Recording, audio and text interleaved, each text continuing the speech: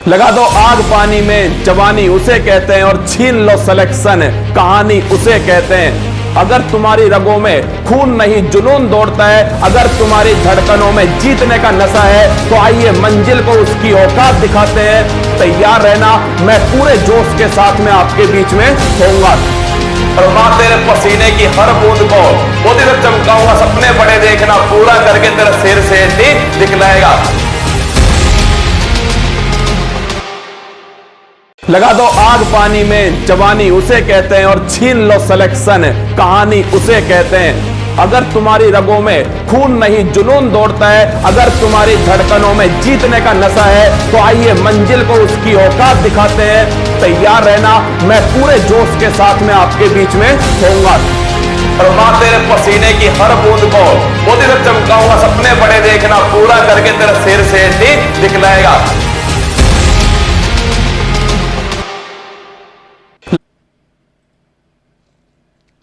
Hello नमस्कार, good evening मेरे शेर से न्यूज उत्कर्ष परिवार में आप सभी का दिल खोलकर स्वागत है। हो चुका आगाज रण का, युग बदलने की तैयारी, जीत उसी की होगी, इसका संघर्ष है जारी। तू हंस, तू मुस्कुरा, तू रोना कम कर दे, और तू जिंदा है इस जिंदगी की नाक में दम कर दे। आइए दोस्तों, जो परीक्षा में सवाल पूछे गए थे, उन सवालों पर आधारित कुछ नए सवाल मैं आपके सामने रख रहा हूं, जो आपकी तैयारी को मजबूत करेगा और आखिर में दोस्तों पिता की फिक्र को फक्र में बदलने वाला है। और ध्यान रखना दोस्तों, अगर कोई पड़ोसी तुमसे कहता है कि तू नहीं कर सकता, तो ध्यान रखना तो कौओं के टोकने से चील नहीं रुका करती। और तुम दोस्तों बोलकर जवाब मत देना, तुम्हारी सफलता चिल्ला चिल्ला कर जवाब देगी कि तुम क्या कर सकते हो, क्या तुम क्या चीज हो, ये दोस्तों उन्हें तुम्हारा वक्त बताएगा। तुम तो बस जबरदस्त तैयारी कीजिएगा। आइए स्टार्ट करते हैं आज की क्लास को कुछ महत्वपूर्ण सवालों के साथ में। रऊफ नृत्य किस राज्य या यूटी से संबंधित है? एक क्वेश्चन दोस्तों ये पूछा गया कि जो रऊफ नृत्य है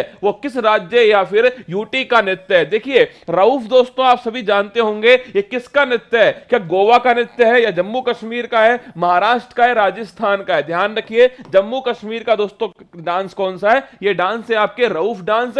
इस रऊफ डांस में क्या होता है दोस्तों, दो महिलाओं की टोली होती है, दो महिलाओं की टोली होती है, और वो दोस्तों आपके कंधे में दोस्तों हाथ डाल करके डांस करती है। किसके अंदर? रऊफ नृत्य में। अब मैं कैसे करके दिखाऊं तुम्हें, है ना, तुम मान लो दोस्तों, है ना, ऐसे कंधे में तो कोई बातचीत करती है और उसे डांस के द्वारा क्या करती है, उसे बताती है, वो कहलाता है रऊफ नृत्य। जम्मू कश्मीर का दोस्तों डांस है कौन सा? रऊफ है। महाराष्ट्र का कौन सा है? तो ध्यान रखिएगा, अगर पूछे आपसे तमाशा कहां का डांस है, तमाशा ध्यान रखिए दोस्तों महाराष्ट्र का है। और अगर पूछे आपसे कि लावणी कहां का है, तो लावणी में लिखिएगा महाराष्ट्र का। अगर पूछे राजस्थान, तो लिखिए कालबेलिया कहां का डांस है? राजस्थान का। अगर पूछे आपसे घूमर कहां का डांस है, घूमर भी दोस्तों राजस्थान का। अगर पूछे आपसे गिंदड़ कहां का डांस है, ये भी ध्यान रखिए राजस्थान का। तो अगर आपसे पूछ ले ये राजस्थान के दोस्तों डांस है। अगर पूछे भाई गोवा का डांस कौन सा है, तो लिखिए गोवा का दोस्तों एक बड़ा फेमस फेस्टिवल है सिग्मो फेस्टिवल। कौन सा?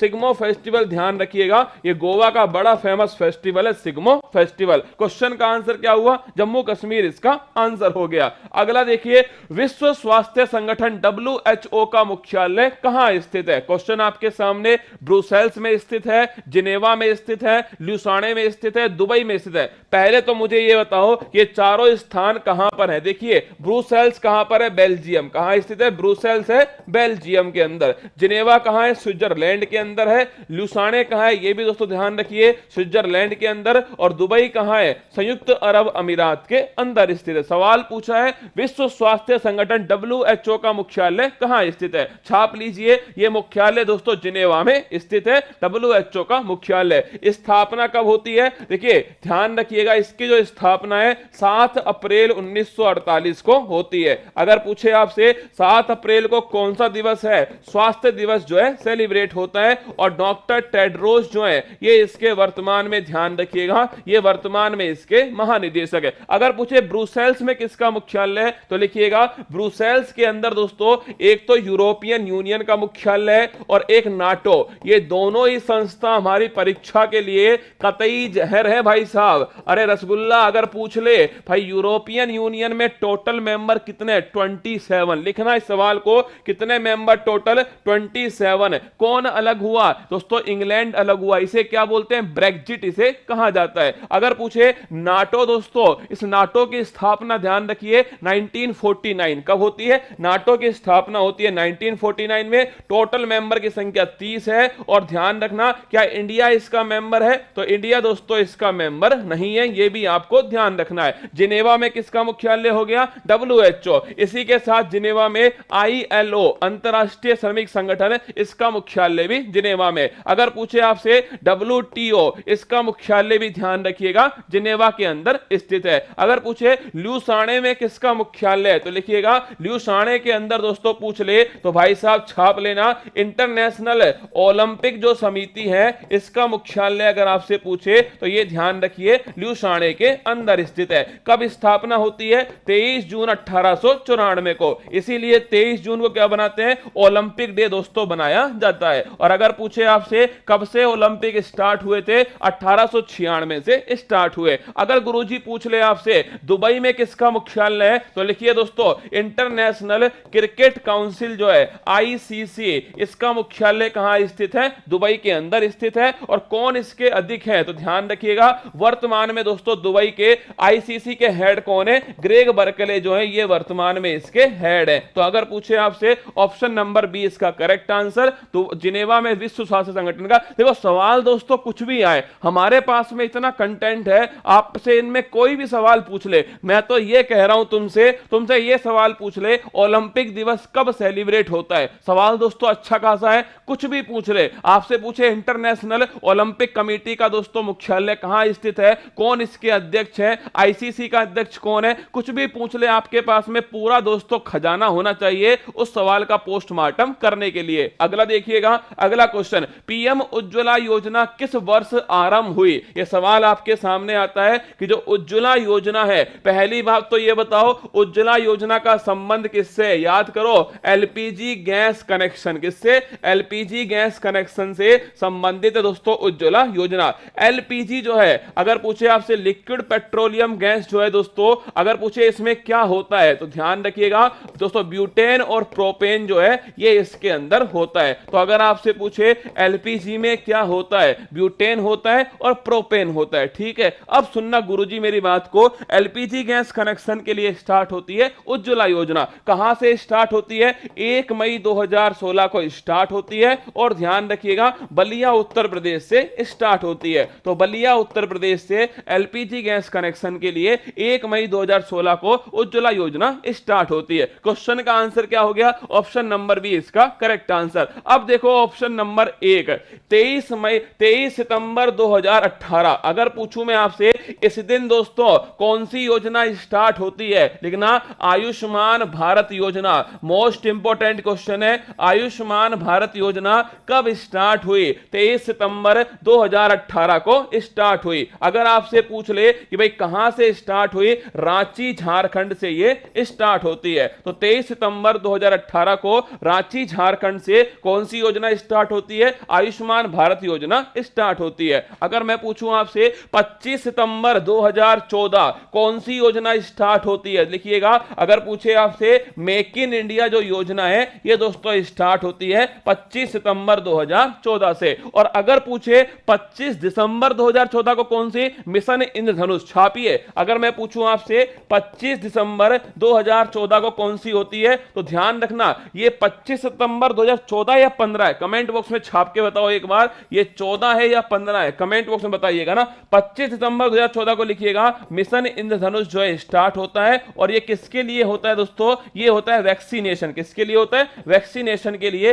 टीकाकरण के लिए स्टार्ट हुआ। अगर पूछे 28 अगस्त 2014 को कौन सी होती है, तो लिखिए 28 अगस्त 2014 को एक योजना स्टार्ट होती है, जन धन योजना। और लिखिएगा ये दुनिया की सबसे बड़ी फाइनेंशियल इंक्लूजन की सबसे बड़ी योजना कौन सी है, वो है दोस्तों जनधन योजना। 28 अगस्त 2014 को स्टार्ट होती है जनधन योजना। अगर मैं पूछूं आपसे दोस्तों, मैंने सवाल पूछा आपसे कि भाई ये जो आपके मेक इन इंडिया है दोस्तों, ये कब स्टार्ट हुआ? तो ध्यान रखिएगा, मेक इन इंडिया जो कार्यक्रम है, एक बार चेक कर लेता हूं भाई साहब, तुरंत दोस्तों ना, तुरंत गोली की तरह चेक करते हैं। मेक इन इंडिया जो कार्यक्रम है ये 25 सितंबर 2014 को स्टार्ट हुआ। एकदम करेक्ट है ना, करेक्ट आंसर है ऑप्शन नंबर बी 1 मई 2016 सही आंसर। पीएम उज्ज्वला योजना 1 मई 2016 को। अगला क्वेश्चन देखिए, भारत रत्न 2019 से किसे सम्मानित नहीं किया गया? देखिए मैंने आपको शायद सारे सवाल करा दिए किसके, ये भारत के सर्वोच्च सम्मान के। पहला किसको मिला याद करो,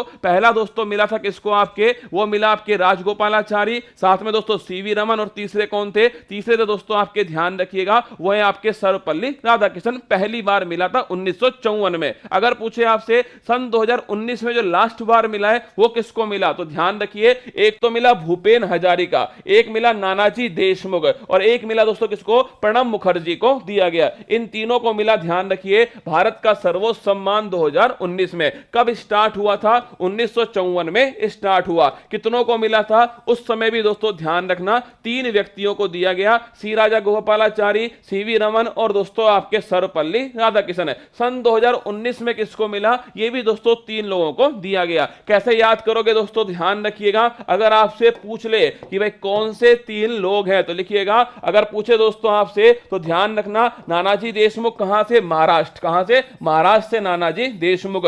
अगर मैं पूछूं आपसे, प्रणब मुखर्जी दोस्तों भारत के राष्ट्रपति रह चुके हैं। भूपेन हजारिका कहां से? ये असम से। मेजर ध्यानचंद को दोस्तों ध्यान रखिए, अभी तक भारत का सर्वोच्च सम्मान नहीं मिला, जो मिलना चाहिए था वो दोस्तों अभी तक नहीं मिला। किसको? मेजर ध्यानचंद। इनका जन्म दिवस लिखना 29 अगस्त को आता है, इसीलिए 29 अगस्त को राष्ट्रीय खेल दिवस जो है ये दोस्तों सेलिब्रेट होता है। कौन सा? राष्ट्रीय खेल दिवस है। और अगर पूछे आपसे कि मेजर ध्यानचंद कौन कौन से ओलंपिक में थे, याद करो, कल ही पढ़ाया था रसगुल्ला। मेजर ध्यानचंद 1928 का एम्स्टर्डम ओलंपिक है, 1932 का दोस्तों याद कीजिएगा आपके लॉस एंजल्स का ओलंपिक है, और 1936 को हिटलर को उसी के घर में औकात दिखाने वाला दोस्तों बर्लिन ओलंपिक। ये तीनों ओलंपिक में कौन थे? इन तीनों में दोस्तों मेजर ध्यानचंद थे, 28, 32 और 36 के में। और ध्यान रखिएगा, अगर पूछे हाल ही में मेजर ध्यानचंद खेल रत्न पुरस्कार 2021 जो है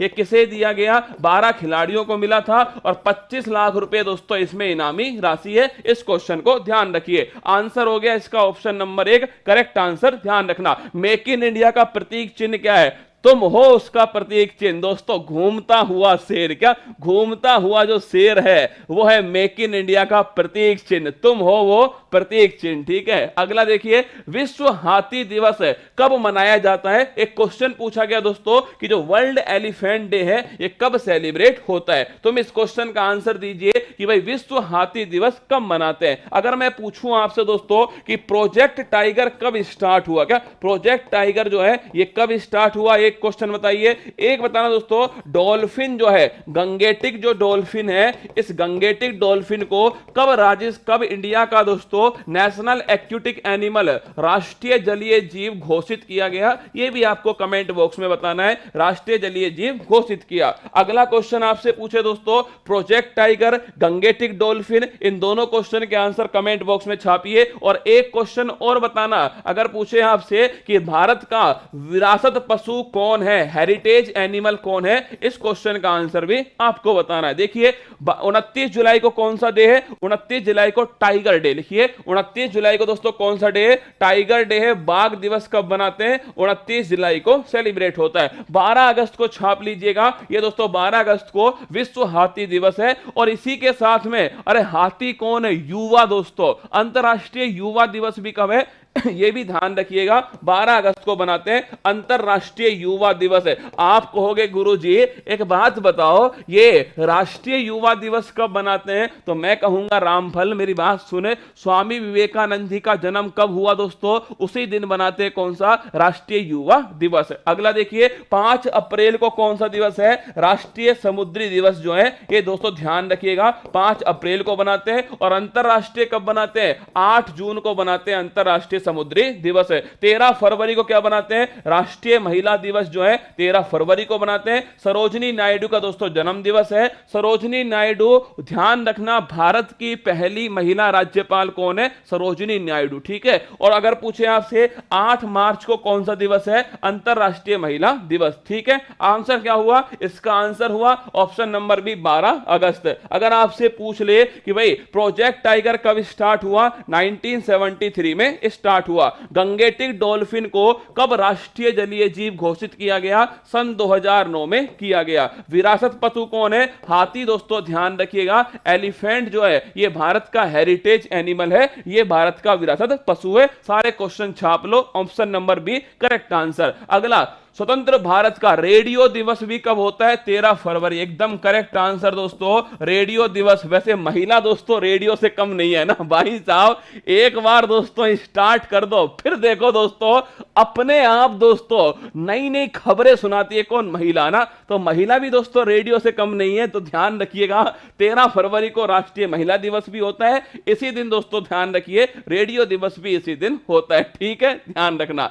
अगला क्वेश्चन देखो, स्वतंत्र भारत के पहले भारतीय गवर्नर जनरल कौन थे। अब तुम कहोगे कि सर सवाल ही गलत है क्या, सवाल ही गलत है। जब भारत आजाद हुआ उस समय तो गवर्नर जनरल ही वायसराय हुआ करते थे। मैं कहूंगा रसगुल्ला, वायसराय अंग्रेजों के जमाने में थे। हम दोस्तों भारत आजाद हुआ और हमने उसका नाम कन्वर्ट कर दिया किसमें, गवर्नर जनरल के अंदर। तो अगर पूछे आपसे स्वतंत्र भारत के पहले भारतीय गवर्नर जनरल कौन थे, ऑप्शन नंबर 1 जवाहरलाल नेहरू थे, option number B Mahatma Gandhi थे, ऑप्शन नंबर सी राजेंद्र प्रसाद थे, ऑप्शन नंबर डी राजगोपालाचारी। अब करते हैं इस सवाल का पोस्टमार्टम। अब देखिएगा, अगर आपसे पूछे दोस्तों ये कहानी कब से स्टार्ट होती है, बहुत पुरानी बात है बबुआ। ये कहानी स्टार्ट हुई बंगाल के गवर्नर, किससे, बंगाल के गवर्नर से। और दोस्तों प्लासी के युद्ध में जीतने के बाद, क्या प्लासी के युद्ध में दोस्तों जीतने के बाद में बंगाल में प्लासी का युद्ध किसने जीता था दोस्तों, तो ध्यान रखिएगा प्लासी का युद्ध अंग्रेजों को जिताने वाला था क्लाइव। ध्यान रखिएगा प्लासी का युद्ध अंग्रेजों को जिताने वाला कौन था, क्लाइव था। तो अंग्रेजों ने दोस्तों क्लाइव को कहा तुम ही संभालो किसको, तुम ही संभाल लो किसको, आपके बंगाल को संभाल लो। तो क्लाइव को दोस्तों क्या हुआ, क्लाइव को भेज दिया बंगाल का गवर्नर बनाकर। तो अगर पूछे आपसे बंगाल का पहला गवर्नर कौन है, वो ध्यान रखिएगा, वो दोस्तों क्लाइव है, बंगाल का पहला गवर्नर। फिर दोस्तों क्या हुआ, इस क्लाइव ने बंगाल में लागू कर दिया द्वैध शासन। लिखिएगा ड्यूअल सिस्टम जो है ये बंगाल के अंदर किसने लागू किया, ये बंगाल में दोस्तों क्लाइव ने लागू किया। इसके कारण इसका विरोध हुआ, फिर इसे दोस्तों हटा दिया, कहां से, बंगाल से इसको हटा दिया। फिर अगर बात करें दोस्तों इसके बाद फिर आया बंगाल का गवर्नर जनरल, क्या बंगाल का दोस्तों गवर्नर जनरल बनाया। थोड़ी पद में शक्तियां बढ़ाई गई और नाम दिया गवर्नर जनरल। और ये दोस्तों किसे बनाया, ये वॉरेन हेस्टिंग्स को बना दिया। तो बंगाल का गवर्नर जनरल बनाया वॉरेन हेस्टिंग्स को, और इसी ने दोस्तों ये जो द्वैध शासन है इसे समाप्त किसने कर दिया, वॉरेन हेस्टिंग्स ने कर दिया। फिर दोस्तों बात आती है किसकी, भारत है। तो फिर भारत का दोस्तों पहला गवर्नर जनरल बनाया गया। और यह घटना कब की है, यह घटना दोस्तों ध्यान रखना विलियम बेंटिक के समय की है। और विलियम बेंटिक दोस्तों सती प्रथा का भारत में अंत किस समय हुआ था, विलियम बेंटिक के समय। विधि आयोग किस समय बना, विलियम बेंटिक के समय। अब फिर दोस्तों इसके बाद में भारत का आता है वायसरॉय। ये क्यों बनाया गया, 1857 की दोस्तों क्रांति जो है ना, उस क्रांति ने ध्यान रखना अंग्रेजों को यह बता दिया, क्या अंग्रेजों को यह बता दिया कि भाई साहब अगर भारत में शासन करना है तो सीधा क्राउन और दोस्तों जनता के बीच में संपर्क होना चाहिए, बीच में ईस्ट इंडिया कंपनी जैसी कोई चीज नहीं होनी चाहिए। तो क्राउन का सीधा शासन करने के लिए वायसरॉय को दोस्तों बैठाया गया। तो लिखिएगा भारत में दोस्तों पहला वायसरॉय कौन आया, तो भारत में पहला वायसरॉय जो है ये बनाया गया दोस्तों किसको, ये बनाया गया, ध्यान रखना, कैनिंग को बनाया गया। ये समय कब का है, ये समय दोस्तों 1857 की क्रांति का है, ध्यान रखिएगा। और आंसर हो गया इसका कैनिंग, पहला वायसराय। अगर पूछे आपसे अंतिम वायसराय कौन थे भारत के अंदर, तो ध्यान रखिएगा माउंट बैटेन। कौन थे, माउंट बैटेन जो है ये दोस्तों अंतिम वायसराय। 3 जून को इसकी घोषणा पत्र आता है और इसके अनुसार दोस्तों 18 जुलाई 1947 को ध्यान रखिएगा, भारत का जो स्वतंत्रता जो अधिनियम है वो आपके सामने आता है और इसी के अनुसार 15 अगस्त दोस्तों इस दिन भारत जो है वो आजाद होता है और राजगोपालाचारी के माउंटबेटन के बाद में भारत के पहले भारतीय गवर्नर जनरल कौन बनाए गए, ये ध्यान रखिएगा, ये दोस्तों बनाया गया राजगोपालाचारी को बनाया गया। ठीक है, तो ये सारी दोस्तों कहानी थी गवर्नर से, बंगाल के गवर्नर से भारत के दोस्तों गवर्नर जनरल के बीच की सारी कहानी आपके सामने।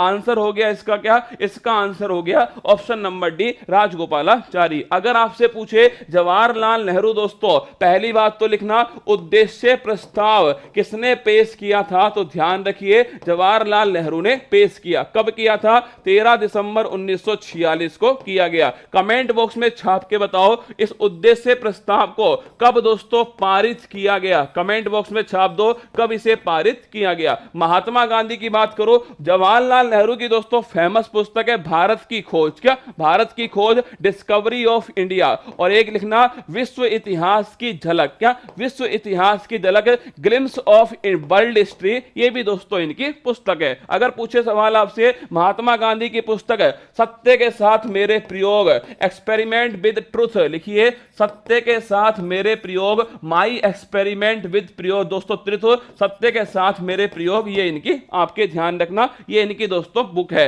राजेंद्र प्रसाद की बुक कौन सी है, इंडिया डिवाइडेड, कौन, इंडिया डिवाइडेड जो है ये ध्यान रखिए किसकी पुस्तक है, राजेंद्र प्रसाद की पुस्तक है। अगर मैं पूछूं आपसे उद्देश्य जो प्रस्ताव है 13 दिसंबर 1946 को दोस्तों आपके सामने प्रस्तुत किया और 22 जनवरी 19 ध्यान रखना 22 जनवरी 1947 को इसे दोस्तों पारित कर दिया। डेट ध्यान रखिए 22 जनवरी 1947 को उद्देश्य प्रस्ताव को दोस्तों पारित कर दिया। अगला क्वेश्चन देखिए, अब आपसे पूछे कि भाई अगला क्वेश्चन देखना आपके सामने है, निम्न में से कौन सी समिति गरीबी से संबंधित है, पॉवर्टी, किससे, पॉवर्टी से संबंधित है, कमेंट बॉक्स में छापिएगा, नरसिम्हन समिति, सुरेश तेंदुलकर समिति, या दोस्तों माधव गोडगिल समिति या शिव रमन समिति, कौन सी समिति जो है वो गरीबी से संबंधित है। अब देखना गरीबी दोस्तों अगर आपसे पूछ ले, एक पुस्तक में आपके सामने लिख रहा हूं, poverty and un-British rule in India, क्या पॉवर्टी एंड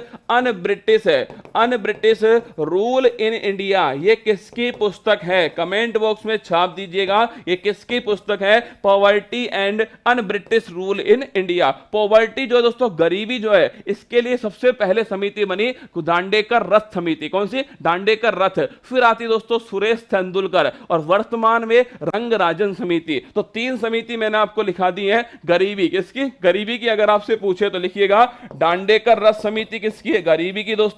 अगर आपसे पूछ ले इसके बाद में सुरेश तेंदुलकर समिति किसकी है, ये भी ध्यान रखिएगा ये भी गरीबी की है। अगर मैं पूछूं दोस्तों आपसे रंगराजन समिति किसकी है, तो ध्यान रखिए ये भी दोस्तों गरीबी की समिति है। ये तीनों की तीनों पॉवर्टी से संबंधित है। ठीक है, देखिए सवाल दोस्तों मैं ये नहीं कह रहा आपसे कि यही सवाल वापस आएगा, पर सवाल दोस्तों आएगा तो उसी चीज में से जो आपकी परीक्षा के लिए महत्वपूर्ण है, और वही मैं कोशिश कर रहा हूं आपको लगातार दोस्तों। इस क्लास का प्रयास यही है कि आपकी तैयारी मजबूत हो सके उन सवालों के साथ जो परीक्षा में बार बार दोस्तों आते हैं। 100 में से अगर 54% नंबर ले आए तो आप यूपीएससी के टॉपर बन सकते हो। मेरी बात को सुनना, 100 में से 54% नंबर अगर लेकर आए तो आप यूपीएससी के टॉपर बन सकते हो। मतलब यूपीएससी के टॉपर के भी दोस्तों 46% नंबर कट जाते हैं। इस बात को अपने भेजे में बैठा लो, ये 10वीं 12वीं का एग्जाम नहीं है जो आप 97-98% लाओगे और आप टॉप करोगे।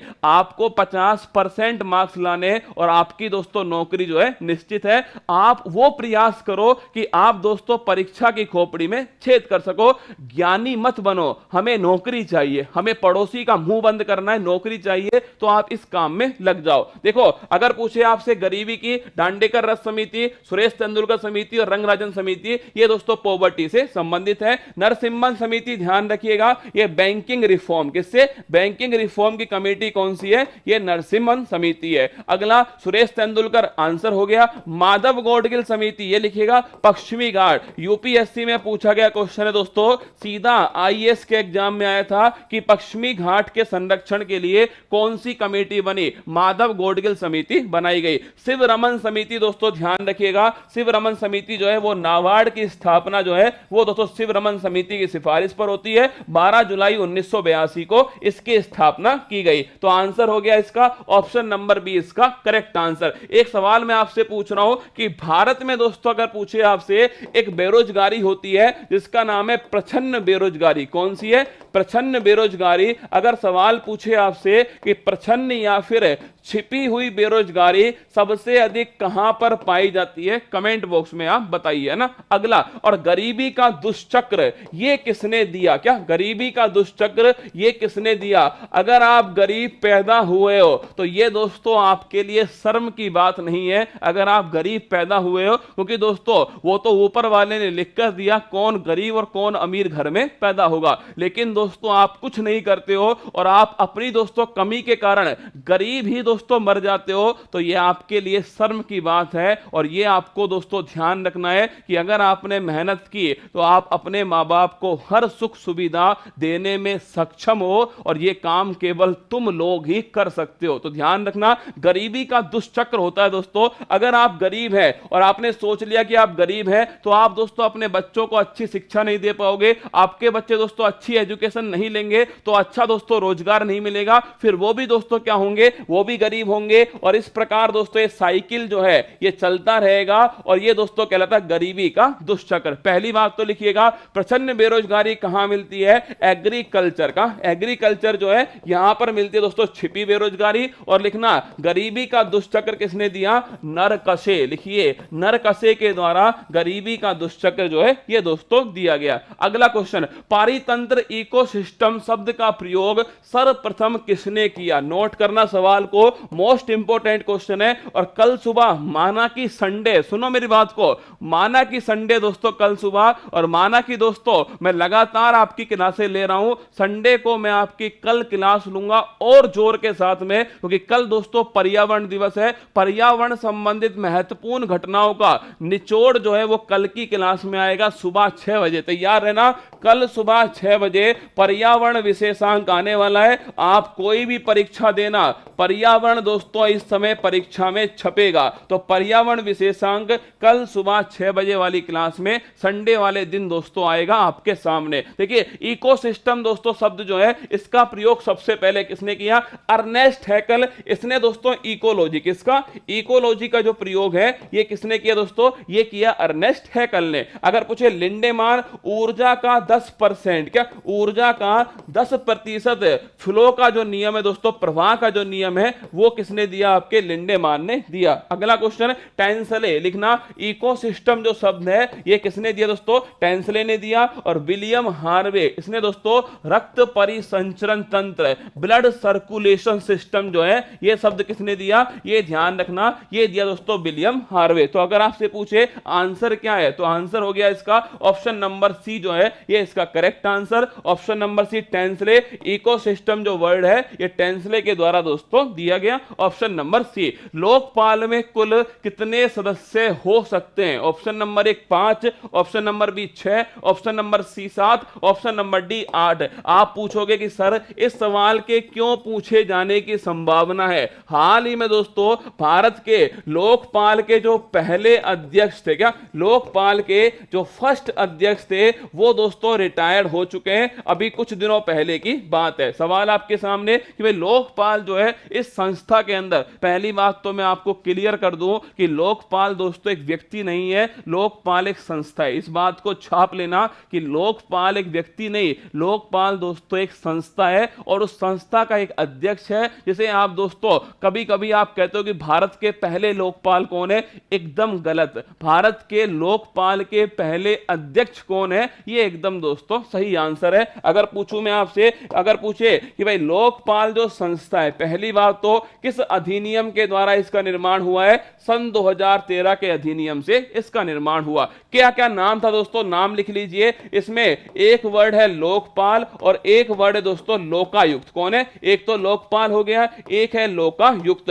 लोकपाल कहां होता है? केंद्र के अंदर दोस्तों लोकपाल होता है। और राज्य में कौन होता है? राज्य में होता है दोस्तों लोकायुक्त। ठीक है। है, केंद्र में लोकपाल और राज्य में लोकायुक्त। अगर आपसे पूछे कि भाई भारत में दोस्तों लोकपाल संस्था में कुल कितने मेंबर हो सकते हैं, टोटल दोस्तों 8 मेंबर हो सकते हैं लोकपाल के अंदर। यह प्रणाली कहां से ली गई, स्वीडन से ली गई, और स्वीडन में दोस्तों इसका नाम क्या है, ओम्बुड्समैन जो है, यह स्वीडन में दोस्तों इसका नाम है। तो लिखिएगा ओम्बुड्समैन कहां कहते हैं, स्वीडन के अंदर। इसका मतलब होता है शिकायत करने वाला। कौन शिकायत करने वाला, ओम्बुड्समैन के नाम से जाना जाता है। अब आप मुझे बताओ कि जब स्वीडन में दोस्तों इसको ओम्बुड्समैन कहते थे तो इंडिया में इसको लोकपाल किसने पहली बार कहा, बताओ कमेंट बॉक्स में। ये जो लोकपाल जो शब्द है ये इंडिया में दोस्तों किसने इसका उपयोग किया। टोटल मेंबर इसमें 8 होते हैं, जिसमें एक अध्यक्ष होता है। अभी हाल ही में पिनाकी चंद्र जो घोष है,